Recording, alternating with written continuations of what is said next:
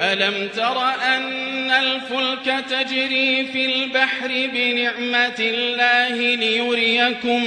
من آياته إن في ذلك لآيات لكل صبار شكور وإذا غشيهم موج كالظلل دعوا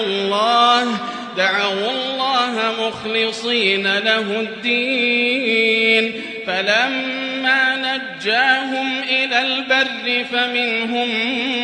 مقتصد وما يجحد بآياتنا إلا كل ختار كفور